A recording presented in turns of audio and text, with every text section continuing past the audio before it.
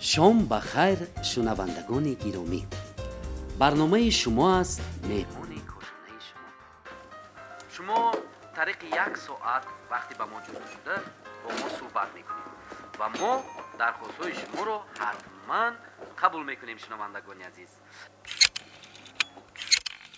خب شنوندگان عزیز، اولین زنگ صدا میگیرد و ما میشنویم. الو الو الو الو سلام علیکم، ما شما رو میشنویم. خب شنونده عزیز، خوش آمدید به برنامه ما. شما اولین نفری هستید که به برنامه ما زنگ میزنید. مرحمت، خود رو معرفی میکردید؟ نامی من عبدالرحمن. عبدالرحمن. خب عبدالرحمن، ما شما رو تبریک میگوییم. شما اولین نفری هستید که به برنامه ما، یعنی به استودیوی ما زنگ زدید. عبدالرحمن، خوش آمدید به برنامه ما. تشکر. خب عبدالرحمن، کدام سرود رو گوش کردن میخواهید؟ لبنگ من سرودی چین و چین در اجرای سنگلی میرزایف، اگر اجازت باشد. فهمم سرودی چین و چین. خب از کارگردانی برنامه خواهش میکنیم که سرودی چین و چین در اجرای سنگلی میرزایف رو برای عبدالرحمن پخش کنند. و اینک دوستان عزیز، سرود چین و چین برای شما پخش می شود، مخصوص برای عبدالرحمن. و شما نیز شنوندگان گرامی می توانید به استودیوی ما زنگ زنید و ما درخواست‌های شما را حتما قبول میکنیم و حتما میشنویم. مرحمت، سرود چین و چین در اجرای سنگلی میرزایف برای عبدالرحمن.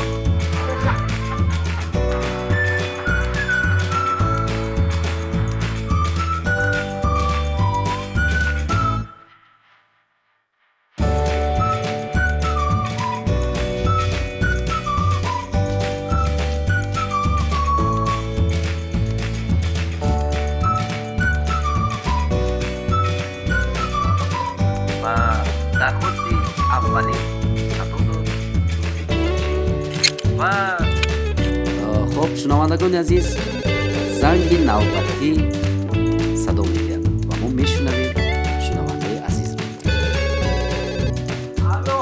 الو ایستید که صدایتون چه خیلی که شناس میتونه. مرحمت، خود رو معرفی میکردید؟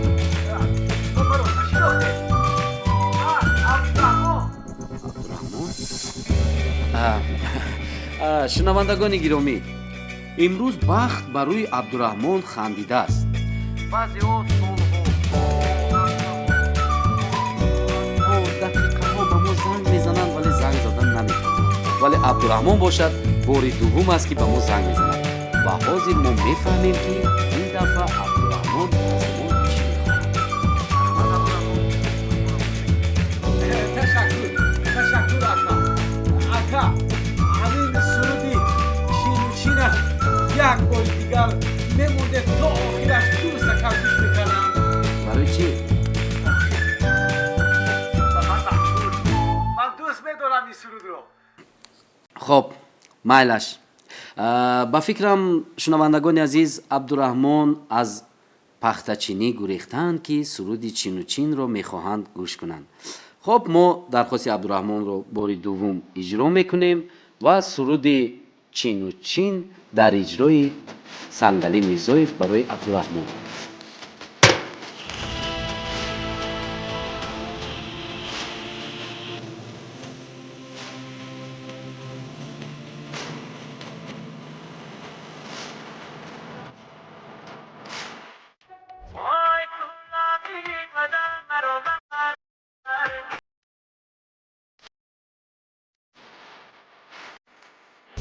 زنگ تلفن کشیدن شاخی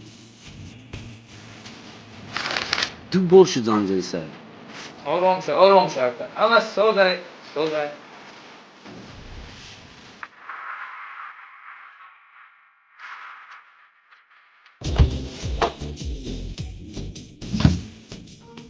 و دوستان عزیز اینک سرودی چین و چینی عبدالرحمن به پایان رسید و اینک زنگی نوبتی شنوندگان عزیز و باوری داریم که این دفعه عبدالرحمن نیست.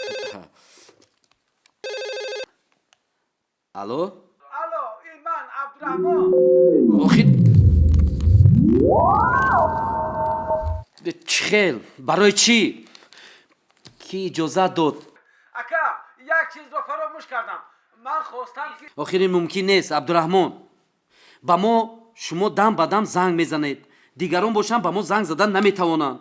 تو باشی باری سوم از با ما زنگ میزنی. آخر این ابلهی است عبدالرحمن. نه آخی من خواستم که همه یار و دوستان برادران همه مخلصان آن نفرانی که رادیو شما را گوش میکنن از جمله با برادرم با مادرم با پدرم با کلی همسنفان همکورسان با همه آن خانم هایی که مرا میشناسند سلام و پیام خود را رسانم. با همه شما سلام. این من عبدالرحمن اکای برنده. من خواهش دارم که منم برباسی ما همگی دیروز 6 سکچه خیش رو یک تولد کرده است. من آنها را الکی نام موندم: رکس، برباس، توزی، چیژی، ریژی، ارتاس. همه آنها را نام موندم. از شما بسیار خواهش میکردم اگر برای پهلوانی من سرودی چین و چین یک بار دیگر میموندید بسیار نحس میشد. عبدالرحمن ما درخواست شما را این دفعه نیز قبول میکنیم. تشکر اکا. تشکر.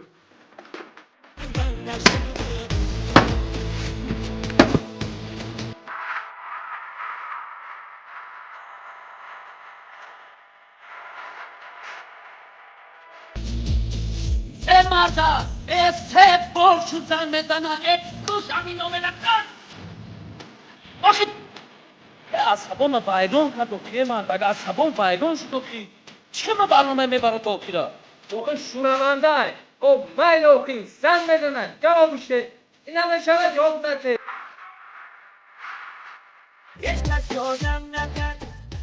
اینک 10 دقیقه درخواست‌های عبدالرحمن پسی سر شدند شنوندگان عزیز و ما 50 دقیقه دیگر در اختیار داریم تا که درخواست‌های شما رو نیز بشنویم و درخواست‌های شما رو اجرا کنیم.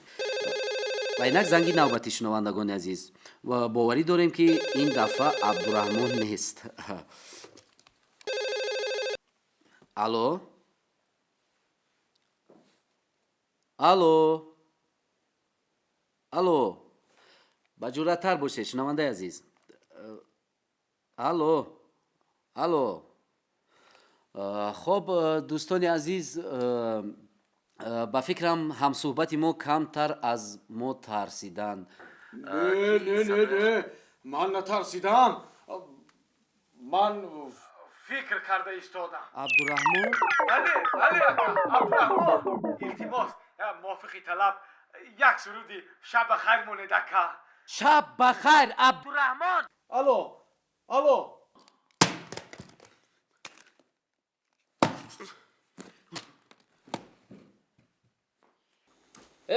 ای مرد مردک اکمشی دو درمش کشم اینو میراخی ای بس ای شید آخی مردک من برنامه نخواهی شنونده ای آرام تا که آرامشم آخی دیگران زنگ زدن حق ندارن. همین خیلی اوخی هیچ گرم نداره آرام شو سازد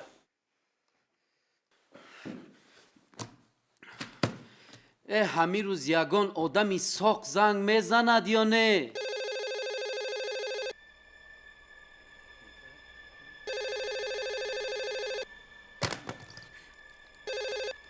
الو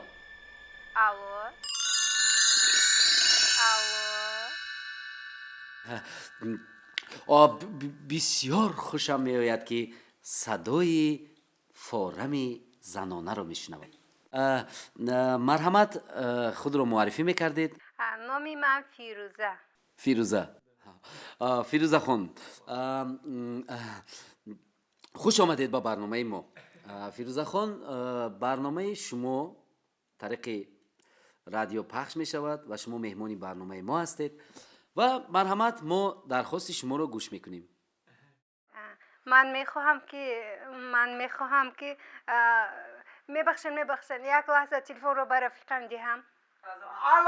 الو اکا، این من عبدالرحمن. من ترسیدم که شما گوشک تلفن رو نمیبردارید. عبدالرحمن، تو نقص کردی که ترسیدی. من حاضر نه تنها گوشک تلفن رو میمونم، من حاضر با ملیسا خانه زنگ میزنم. فهمیدیه؟ رادیو فنت.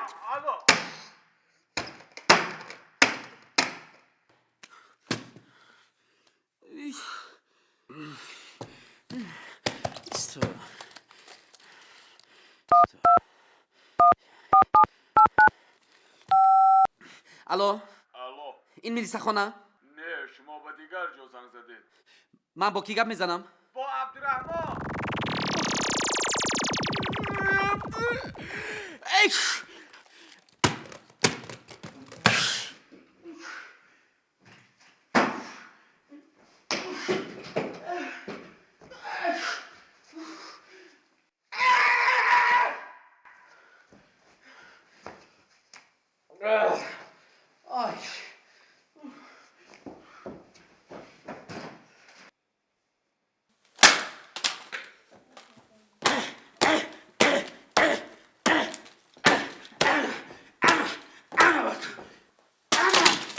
تمام، دیگر هیچ کس با من خلال نمیرسوند.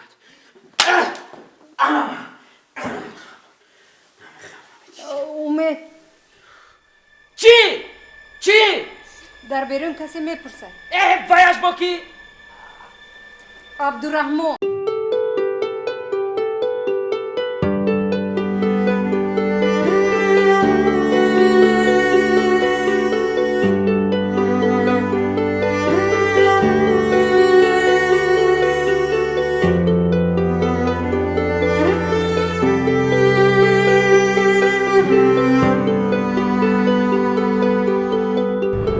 Maka ma'aunirlah Ordu